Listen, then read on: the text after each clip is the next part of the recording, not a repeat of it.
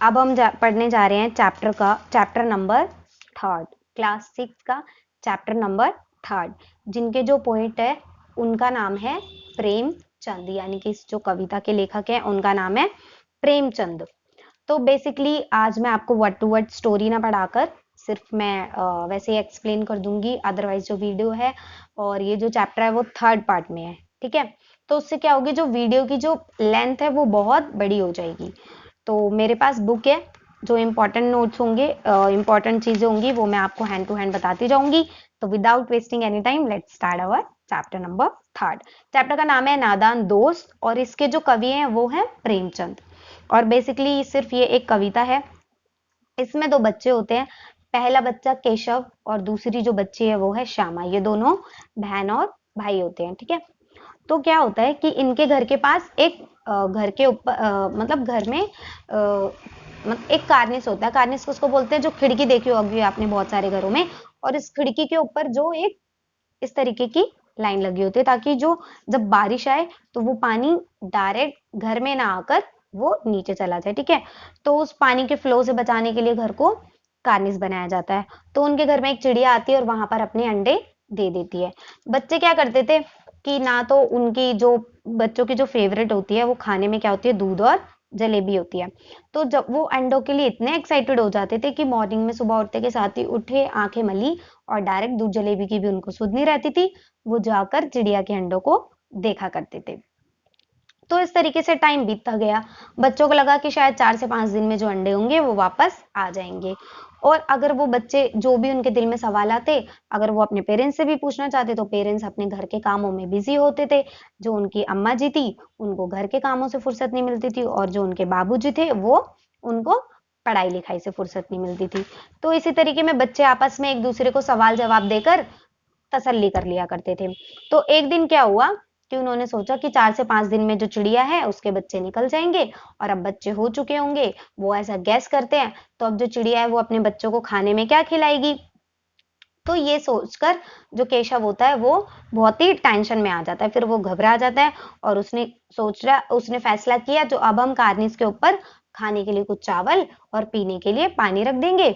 तो फिर श्यामा बोलती है कि जब आप खाने पीने के लिए रख दोगे, गर्मी भी इतनी हो रही है, तो फिर उनको वो जो धूप से तड़प तड़प कर मर जाएंगे और प्यास से। तो उसके लिए भी आपको कुछ ना कुछ करना होगा। तो फिर केशव कहता है कि हाँ, उसके लिए भी अब हम क्या करेंगे, ताकि बच्चों को धूप से तकलीफ ना हो, तो उसके लिए हम क्या करेंगे, एक कपड़ा जो है वो वहां पर लगा देंगे, ठीक है। तो इसी में कपड़ा लगा देंगे। तो फिर वो श्यामा कहती है कि वो जो कपड़ा है वो बीच से तो फटा हुआ है, तो वो कहता है मैं कुछ ना कुछ इसका भी क्या कर दूंगा, जुगाड़ कर दूंगा, तू टेंशन मत ले। तो श्यामा बोलती है, फिर आता है बच्चा जो केशव होता है वो उसी उधेड़ बुन यानी कि इसी क्वेश्चन आंसर क्वेरीज में लगा रहता है। और आखिरकार उसने इस मुश्किल का भी जो हल था वो निकाल दिया कि अब हम ऐसा करेंगे, जो कूड़ा फेंकने वाली टोकरी है ना उसको उठाकर लेकर आ जाओ, ठीक है, और अम्मा जी को बताना मत ना, फिर तुम दिखाना, अम्मा से छुपाकर वो टोकरी लेकर आ जाओ। केशव अपनी सिस्टर श्यामा को बोलता है। श्यामा बोलती है वो फटी हुई है, उससे धूप लगेगी। वो कहता है कि तू टोकरी तो लेकर आ, इसमें मैं कुछ ना कुछ कर दूंगा। फिर केशव क्या करता है, बाद में कागज उसके अंदर ठूस देता है और बोलता है कि देख मैंने इसका क्या करा, अब धूप से जो बच्चे हैं वो बच जाएंगे। गर्मी के दिन थे। अब हमारा पार्ट 2 स्टार्ट हो चुका है। अगर आप बुक के अकॉर्डिंग इसको मैच करोगे तो वहीं पर जो कंक्लूजन निकलेगा वो यही होगा। गर्मी के दिन थे, बाबूजी दफ्तर गए हुए थे और बच्चों को माँ ने क्या करा, कमरे में बंद कर सुलाकर खुद भी सो गई। लेकिन जो बच्चे थे उनके दिमाग में वो प्लानिंग थी कि हमें जाना है, चिड़िया के जो बच्चे हैं उनको खाना खिलाना है और उनके लिए घर बनाना है, ये सब उनकी प्लानिंग थी। तो उनको नींद नहीं आई थी, ठीक है। जब अच्छे से मम्मी सो जाती हैं तो फिर बच्चे वहां पर जाते हैं अंडे की हिफाजत की तैयारी करने के लिए, और एक स्टूल रखकर वो जो श्यामा होती है वो नीचे से स्टूल को पकड़ लेती है और जो केशव होता है वो कार्निस के ऊपर चढ़ जाता है, ठीक है, और अंडों को साइड में रखता है और वहां पर एक गद्देदार तरीके से कार्निस के ऊपर बना देता है और उसके ऊपर चिड़िया के अंडे रख देता है। वो कहता है कि देखो यहाँ पर कोई चिड़िया का घोंसला तो है नहीं, यहाँ पर तो सिर्फ तिनके पड़े हुए हैं, ठीक है। तो वैसा कोई वहां पर घोंसला था नहीं। तो श्यामा नीचे से ही पूछती है कि भैया जो बच्चे हैं वो अंडे निकले या फिर नहीं। केशव कहता है कि अभी सिर्फ 3 अंडे हैं, बच्चे नहीं निकले। कहती है भैया मुझे भी दिखा दो। कहता है कि मैं दिखा दूंगा, कोई बात नहीं, पहले तू थोड़ा सा चिथड़ा लेकर आ जा, ताकि जो बच्चे हैं, जो अंडे हैं, मैं उनको बिठा दूं। ठीक है, क्योंकि घोंसला वहां पर दिखा नहीं था। फिर वो जल्दी से जाती है और पुराना कपड़ा धोती का वो फाड़ कर लेकर आ जाती है। फिर वो दोबारा से बोलती है भैया मुझे दिखा दो। वो कहता है मैं दिखा दूंगा। इस तरीके से सिलसिला चलता रहा और केशव ने दिखाया नहीं। उसने बोला कि तू गिर जाएगी, और अगर तू गिर जाएगी तो फिर अम्मा को पता चल जाएगा और फिर अम्मा मेरी चटनी बना देंगी। तो दोनों ने इसी तरीके से क्या करा, अब जो चिड़िया थी वो बार बार वहां पर आ रही थी। और फिर क्या होता है, अब बच्चे अपने रूम में आकर बैठ जाते हैं। चिड़िया वहां पर बार बार आती है पर वो अंडों पर बैठती नहीं है। ठीक है, और जो जिस स्टूल की मदद से वो चढ़े थे उस स्टूल को भी वो कमरे में रख देते हैं। और श्यामा की आंखों में आंसू होते हैं कि भैया तुमने मुझे नहीं दिखाए ना अंडे, क्योंकि वो दोनों ही एक्साइटेड थे। ठीक है, फिर बच्चे आते हैं, सो जाते हैं, 4 बजे सोकर उठते हैं तो देखते हैं कि वहां पर जो अंडे हैं वो फूटे हुए होते हैं। और जो उनकी माँ है वो समझ जाती है कि बच्चों ने मेरे पीछे से कुछ ना कुछ शरारत की होगी।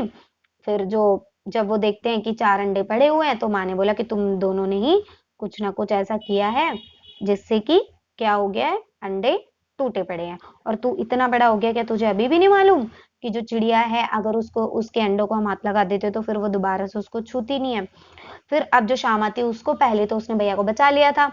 ठीक है, पहले उसको डर लग रहा था कि जो केशव को डर लगता है कि श्यामा अम्मा को बता ना दे, पर लेकिन अब वो बेझिझक होकर बताती है कि भैया को जरा भी तरस नहीं आया।